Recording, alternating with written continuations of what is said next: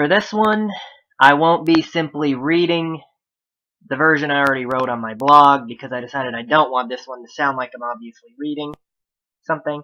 So the way I express it might wind up being a little different. I'll be linking to the original blog post anyway. Alright, so this is, Yea hath God said.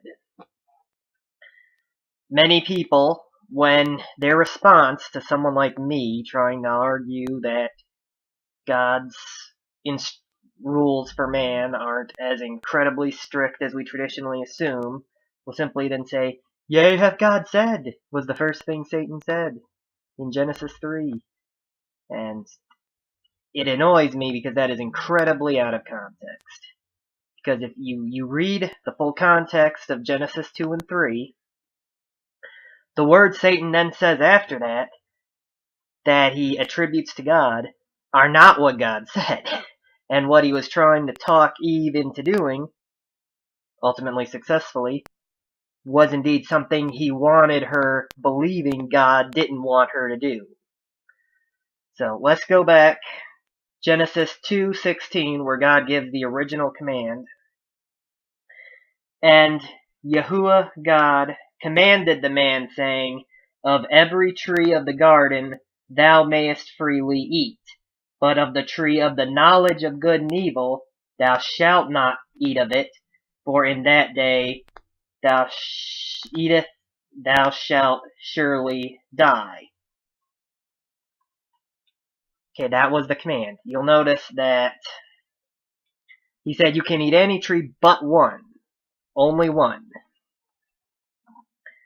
Now, in Genesis 3, when the serpent comes to Eve, he says, Yea, hath God said, Ye shall not eat of every tree of the garden? That's not what God said. You can argue it's technically an accurate representation, but the tone becomes different. God was emphasizing that there was only one restriction. Satan is just making it sound like, is not alluding to is leaving out the fact that it was only the one. And then the woman said unto the serpent, We may eat of the fruit of the trees of the garden, but of the fruit of the tree which is in the midst of the garden, God hath said, Ye shall not eat of it, neither shall ye touch it, lest ye die. Now you notice what happened there? The woman also added to what God said, the you shall not touch it part. And what's interesting is I've seen Bible commentators notice the significance of that she also added to what God said, and yet then, on a completely different topic, will make basically the exact same mistake, saying that the commands against drunkenness say you shouldn't even hang out in bars or whatever, that you should stay as far away from the world as possible. And Baptists saying you shouldn't even go to movie theaters. It's the same kind of mistake Eve made here is one the church repeats constantly.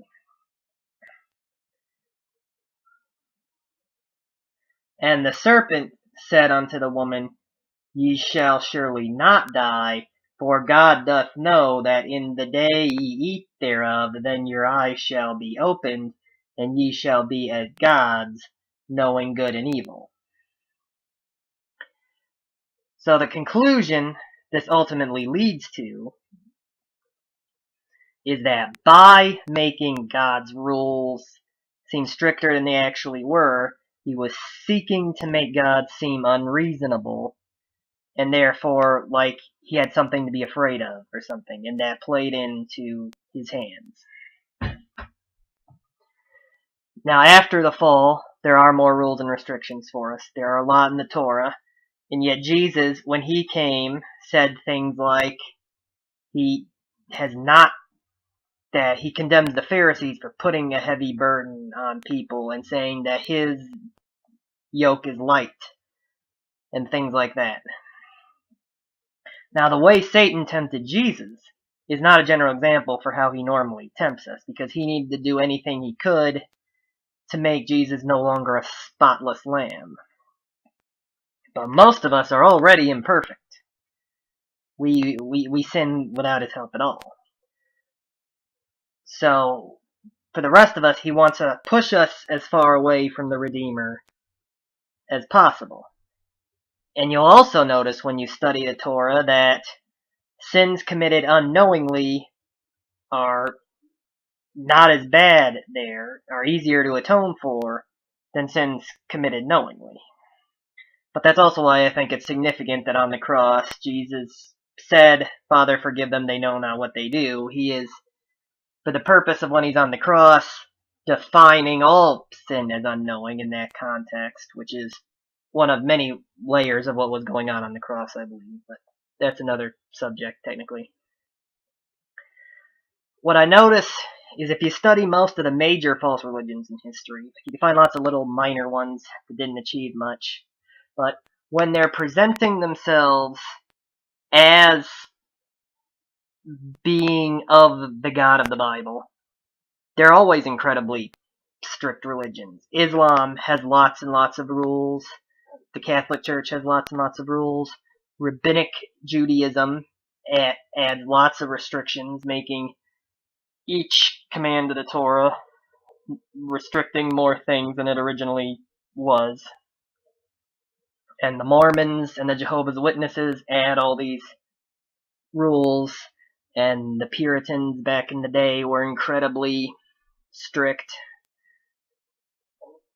So yeah, Satan, because you see, when people think that God's laws are too strict to possibly even come close to keeping, and they'll essentially just give up on even trying.